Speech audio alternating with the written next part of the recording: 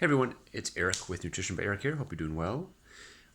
It is morning time here. I just came from breakfast, and I told one of the women working at the restaurant I ate at that I was a nutritionist, and she asked me, "Oh, do you have any suggestions or ideas on how to remove belly fat?" And I gave her some ideas, and then I thought about it. I said, "You know what? A better idea is really to maybe ask yourself, depending on where you are in the world, three things. And that would be one, how much water are you drinking? Number two, what's your diet? What are you eating? And number three, how much exercise are you doing? Actually, four, if you want to throw a fourth one in there, how much stress? That's going to affect everything, you may know. Most people are not surprised if stress can reduce your body's natural abilities to digest and function, and that can throw everything out of whack, not just your diet. So to back up to cover, let's stay with the three though. Water, because the reason she asked me is because I asked for hot water. Now this was a kind of a diner. Now, depending if you know what a diner is, depending where you are in the world, a diner is usually you're going to have Americana cuisine, so to speak. And that would be bacon and eggs and toast and a potato, something of potatoes. Sometimes it's like there was deep fried potatoes, which I'm not that crazy about. I was hoping that they had hash browns, which are shredded potatoes and cooked on a grill. Now, since I'm also an engineer, I really dissect it. So if it's the hash browns, it's on a grill, and the oil, they'd use oil. And the oil would probably not be your top quality oil. And if it's fried, it's definitely not even worse. It's some even worse oil, probably canola oil, which is GMO origin, and the heat can also break down. But once in a while, I eat what I call a cheat meal or junk food kind of. This is my junk food. I don't really eat snacks and junk like cookies and cake and all that garbage stuff. I should say it's not always garbage. Sometimes it can be made well. So basically, water, diet, and exercise. So I'll just cover them real quickly. So number one, water. I asked her for hot water, which is unusual. Just want hot water in a coffee mug, not in a plastic cup, mind you. Because I've had it served to me in a cup, in a plastic cup, and people don't realize hot water will break down some of the molecular structure on the inside lining of that plastic cup. And then you have a small microscopic amount of plastic, which you don't want. I mean, if you have it once in a while, you have it, not a big deal, but you don't want to have it repeatedly. You don't want to have high amounts because these are endocrine disruptors. You can look them up. Look up hot plastic endocrine disruptors, and that will mess up some of your hormones. Okay, and when I was in Asia, they used to serve hot soup like in a plastic bag, and I was horrified. And they do in the U.S. too, hot soup in a plastic round container. You've probably seen those with a little plastic lid. No, once in a while, but usually no. Okay, so staying with water, hot water. Now, why hot water? Because one, in Asia they drink it a lot, and the hot water helps kind of clean the inside of your body. A lot of things. I think when I reflect on how things happen in the body, a lot of things get stuck. Like if you eat food with pesticides, the pesticides get stuck. If you can imagine your liver, or if you ever had an animal's liver, or if you've seen an animal's liver, it's kind of spongy, and the pesticides can get in there, and it can be scattered in your tissue and other organs. So pesticides are not good for you, but most people eat them, inadvertently, unknowingly. And to get them out of there, you want to do things like exercise, sweating, and hot water can help, especially with lemon. So that's a kind of a trick, kind of a staple for if you're Asian or you have Asian friends. You might see their elderly Asian family members commonly drink hot water because they know the power of heat. The heat can move stuff instead of being stuck in the tissues and the organs and different parts of your body. You can move it. So I chose it for that reason. Number two, I chose hot water because it's usually boiled water, and that will kill a lot of the stuff, pathogens that get through in the water supply. I'm not sure, but I suspect it boils off the chlorine. A lot of water treatment facilities, if not most water treatment facilities in the U.S., if they're connected to a large scale one in most municipalities, which are like cities and places like that, not in other rural areas, like which are unwell. but it would boil off some pathogens. It will not remove some of the microscopic particulates which are in the formation of salt. Okay, so this could be fluoride. The fluoride microscopic formation, if that's what it's called, is in the formula. It is structured as a salt, because salt is a category. It's not just table salt. Salt isn't just something you put on food. It's a kind of a category.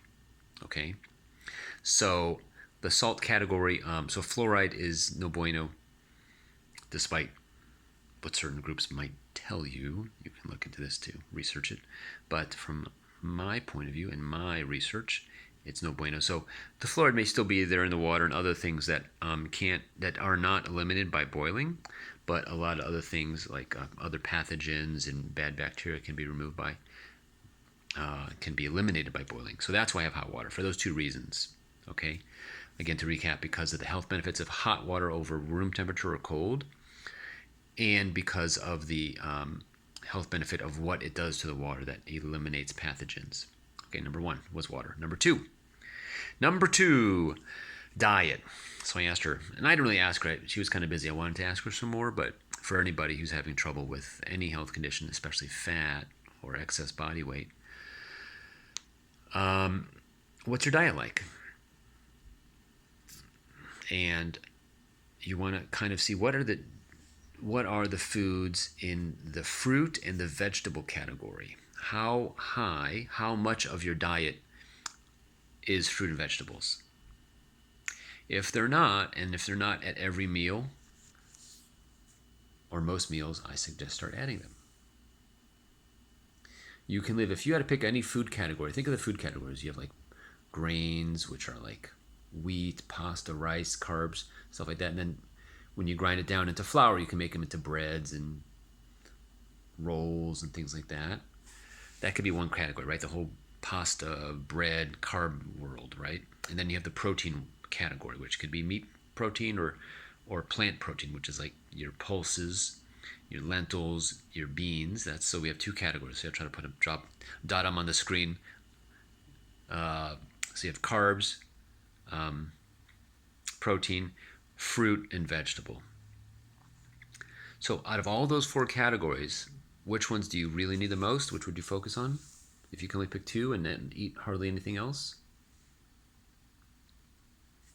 I'd pick these two. Well, that doesn't work out. All right. These two, which are fruit and vegetables. Now, if you're keto, you might want to go for like vegetables and the protein, depending on what kind of diet you're trying to follow. But you really don't need carbs all that much. It's just it's a comforty. It's kind of a belly filler. But we don't need them. But most people, I think, like them. I know I do, but I try to reduce them. So, on average, every plate, 1/2 or more, 1/3 to 1/2 vegetables with some fruit. We can break that down further into organic or non-pesticide sprayed and fermented vegetables. I don't think there's fermented fruit now that I'm thinking about it, but that would be alcohol. See, interesting. Fermented food is very interesting category. But just to keep it simple and short, I would, if I had more time, I would have asked her, how much water are you drinking? And what is it? What kind of water is it? Clean filtered water. Maybe we could say water has three components. Is three questions you could ask yourself. What's the temperature of the water? Is it filtered or not? And how much? How much are you drinking?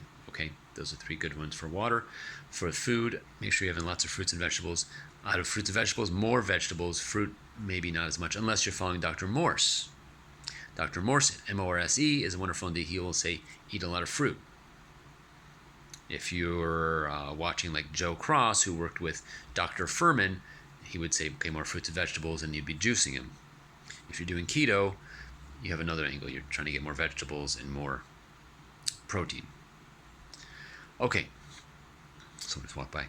And the third thing I'd say is exercise. Now, exercise doesn't have to be CrossFit or grueling, difficult exercises. It can be simple things like walking.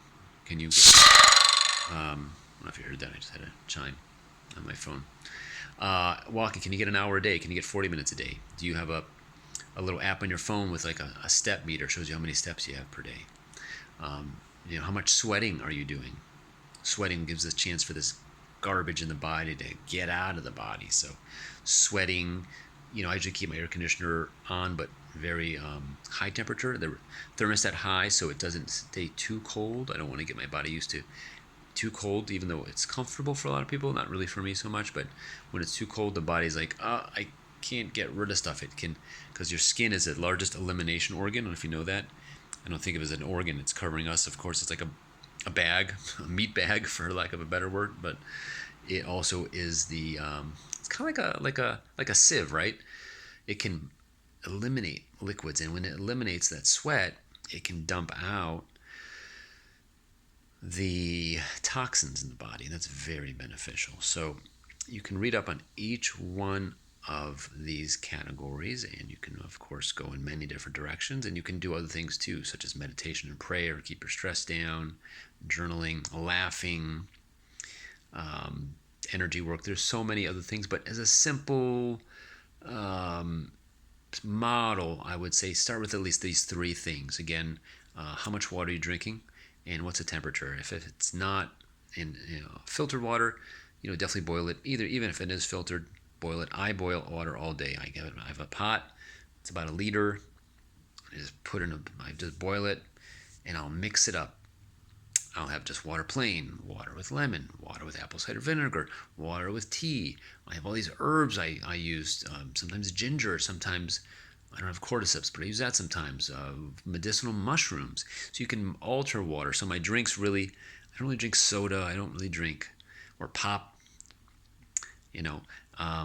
coffee once in a while, but even that I try to get the very smallest coffee cup they have when I go someplace.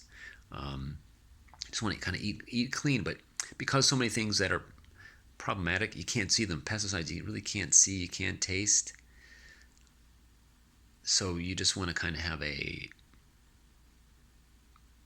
method, kind of an in general method to kind of keep your health high.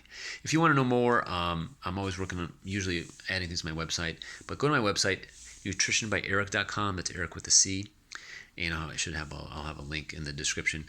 And find more information, do research. Any things I've talked about, you can research any one of them. I like to look up, you can read about something I mentioned, may have piqued your interest. So I'll keep this one short today. I'll wrap it up for today, but thank you again for watching. If you haven't already, like, subscribe, share, depending, I post this on multiple platforms, so every platform is probably a little different, but they should have the same functionality. Leave a comment. If you have a question, let me know. Again, Nutrition by Eric is all of my is my website and my handles, my moniker, what he's on all social media and podcasts and things like that. So thanks again so much for watching. Stay safe, stay healthy, and I'll talk to you later.